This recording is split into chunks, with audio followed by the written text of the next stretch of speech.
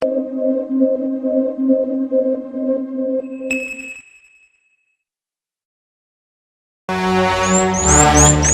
for its ivory in the bush, in France, a papermaker collects its dung. Elephant manure is so rich in fiber that it makes luxury wood pulp. Adult elephants, like these on the Sigian African Reserve near Narbonne, devour about 100 kilos of vegetation per day. They also produce around 50 kilos of dung daily.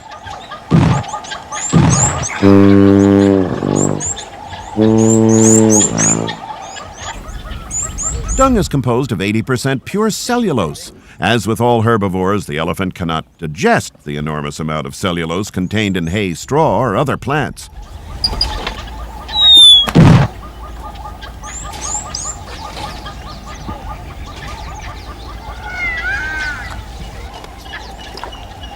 The 40 kilos of cellulose fiber that they reject each day can, after having been broken up and washed, theoretically be used to produce 40 kilos of paper.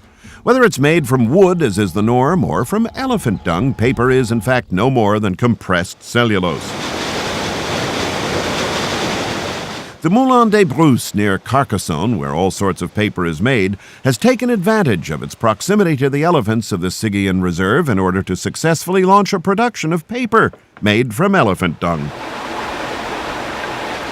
A number of processes are necessary for this, and it takes more than a week to produce one sheet of paper. First, the manure is washed thoroughly for 4 days in order to remove the organic matter.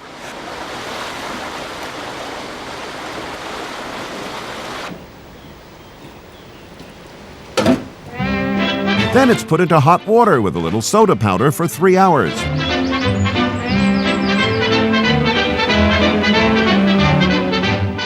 Thus cooked, the mixture is ready for sieving, after which it is rinsed again in clear water before a final bath in slightly chlorinated water. The cellulose is now completely pure. À ce moment-là, la cellulose est prête à être travaillée. Now the cellulose is ready to be worked on. I'll just take some out. See, it's gone a straw color, and the cellulose is absolutely odorless, well apart from a hint of wet straw or hay. De paille humide ou de foin humide, c'est tout.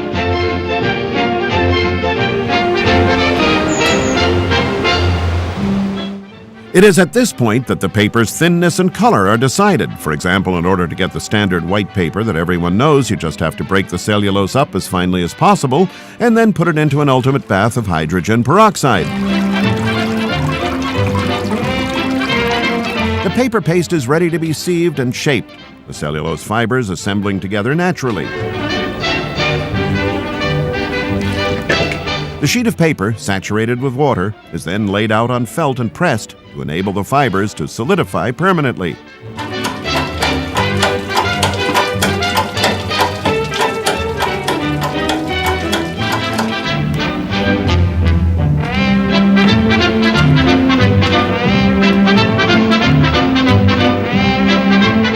The sheets can now be picked up by hand. They're placed in a ventilated room to dry for several hours or several days, according to air humidity and temperature.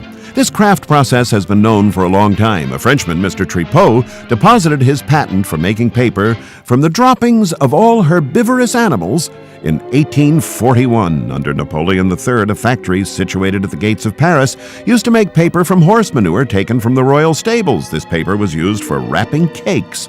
This is no longer the case today. The small production from Moulin des Brousses is reserved for editors of art books.